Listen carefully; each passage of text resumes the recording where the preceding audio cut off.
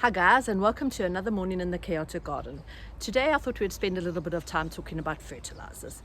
I do fertilize my garden beds, but I do not have a regular pattern that I follow. So part of gardening is to try something the first time and then to improve on your techniques.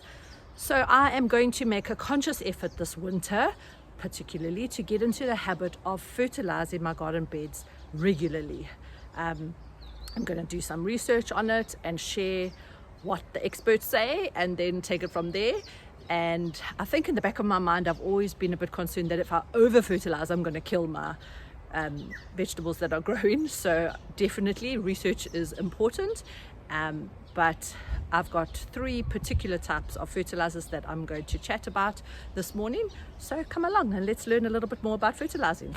78% of all nitrogen is found in the air. However, plants cannot absorb it through the air, and that's why we have to provide it to them in fertilizers. Liquid fertilizers being the most beneficial way for them to absorb the nitrogen quickly. The first thing we're going to talk about is worm tea, and this comes from having a worm farm. I did have a worm farm many years ago, and I don't know I don't know what I did, but I landed up killing all my worms. So I do need to try that one again and get a new worm farm. However, I do have a very good friend who has gifted me this 5-litre container of worm or worm tea. So worm tea comes from there's 2 different ways to harvest it. So if you have a worm farm, there could be excess, I don't know how to pronounce the word, lechtate. I'll put the word up on the screen, that runs off from the worm farm, and that liquid you can then take and put into a container. It is very important not to use that directly. When you do use it, you must dilute it, preferably with non-chlorinated water, but this can be very high in ammonia, which is not very good for your plants. So therefore you do need to dilute it before putting it on your plants. The other way to get the worm or worm tea is from taking the worm castings, which are very rich in nitrogen, which plants need in order to grow, and steeping them in water. We put it in water and we get a liquid form of it because that is absorbed quicker by the plants than if you just put the castings on the soil. You can do that, but it will take a lot longer for the plants to absorb the very important nitrogen that's in there. So that is one of the fertilizers that is very, very useful to use in your garden. And because I've got this beautiful container, I am going to do a little bit of an experiment this next season, and I'm going to do 3 different types of fertilizers on 3 different beds, and we'll see how each one of them performs. Also making sure that I'm using a regular pattern for fertilizing. So that is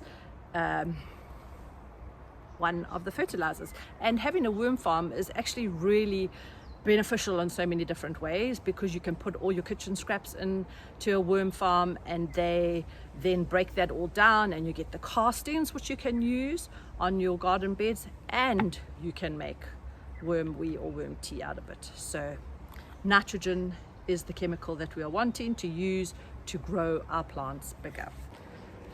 The next fertilizer we are going to talk about is one that you don't have to have anything fancy to make. You're going to make it yourself and you're going to reap the benefits of it. And it is just the simplest thing and the least likely thing that any of us ever think about. So all those pesky weeds that you spend hours and hours in your garden pulling out, you're going to use those to make a liquid fertilizer. And all you have to do is to pull out your weeds, put them into a bucket, preferably chop them up.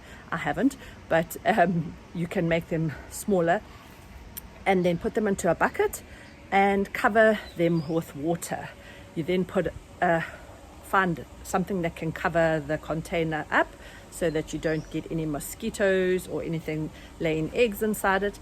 And every week you're going to stir up this mixture, and you're going to leave it to steep or sit for 4 weeks. After 4 weeks you strain the mixture and you put the liquid into a bucket, getting rid of all the leftover weeds. What's going to happen is your seeds from any of those weeds are not going to be part of the liquid fertilizer, and you can throw that out, and you have a very nutrient-filled fertilizer from the weeds in your garden. So my understanding is that weeds do serve a purpose in your garden. They are growing where they are, and they grow and they are full of nutrients, believe it or not. And so they are putting nutrients back into the soil wherever they grow. So while they irritate us and they're pesky, they do have a purpose that they do serve in the garden. So why not take them where you don't want them, put them in a bucket, fill it with water, let it steep for 4 weeks, and then you have a wonderful fertilizer. Now you should use this fertilizer fairly quickly, leave it for like a year and use it next season, use it all within the season that you've made it. So that is an inexpensive way to always have fertilizer on hand. So therefore we have no excuse to say we couldn't afford to get fertilizer to fertilize our gardens, because we've all got weeds, so we can do that. All right, so let's turn the camera around. So here I have a bucket filled with leaves. This is 2 weeks worth, so I had put some weeds in here last week, and then it rained during the week, so the bucket filled up, and I thought, oh, great opportunity to start making a weed fertilizer. So yesterday I did a bit more weeding, and as you can see I have a few leaves in there as well. I just have to top it up with a little bit more water and find a lid to go over there, and then we are going to stir it round at least once a week for the next 4 weeks, and I will have a huge container of weed fertilizer. Well, fertilizer made from weeds, not the other kind of weed.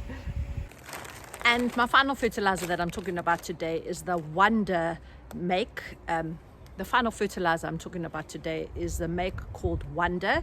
You can get it at Builders Express. It comes in a box. My box got wet, so I have decanted it into this packet, and it comes in like little pellets. So it is not a liquid fertilizer, and you just sprinkle it on the surface of the soil. You can like mix it into the soil around the root ball, and so we are going to see how this one compares to the 2 liquid fertilizers that we use. So how often should we fertilize? Every 3 to 4 weeks during the growing season. Plants need to be fed.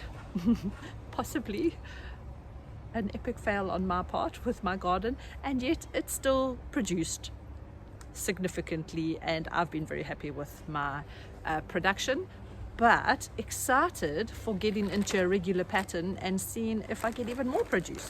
So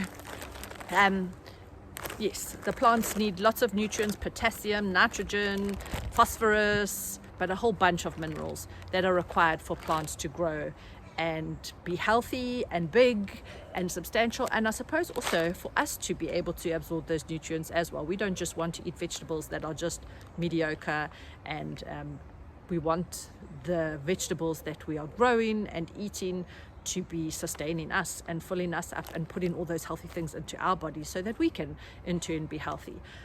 So that is my promise to you and my plan for this upcoming autumn winter season, where I will be growing all the vegetables that our family really loves eating, and trying a few new ones. Kohlrabi I have planted, trying to get some onion starts going, but I never have much luck with getting them.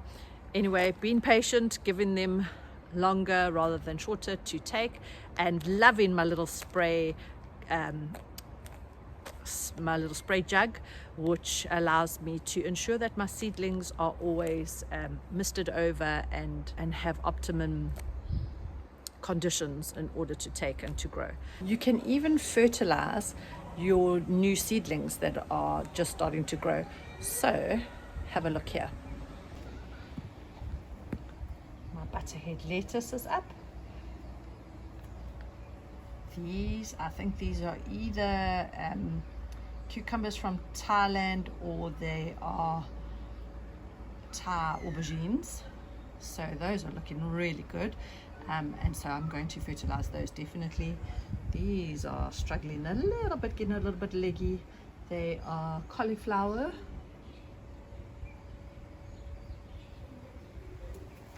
But look there, got some nice beans and some pak choy over there. So those have taken so nicely. My early pea sowing, and I think those are ready to go out, but it has been particularly warm, so I'm just trying to nurture them a little bit longer in a cooler environment. But I think I'm going to fertilize those today. One other thing before we go, our puppy looks to be a lover of vegetables. So she's teething obviously and eating us and everything that she can find, and a friend suggested that we give her carrots to munch on, particularly cold ones, because then it will be nice crunchy for her teeth, and gums, and also nice and cold.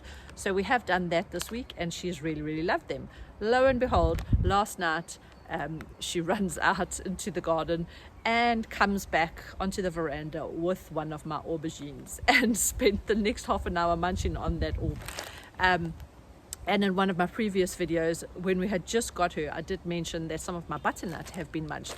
So I definitely am thinking that she is the culprit, and that means between now and next season, when I plant butternut again, I definitely have to have a couple of trellis systems going on so that she can't get to my vegetables. And I think we're going to have to think about gating my little veggie patch off. Oh dear, the joys of having puppies.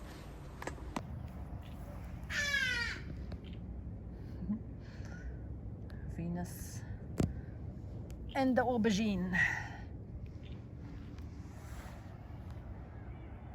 And yesterday, on a little wander around, I saw this.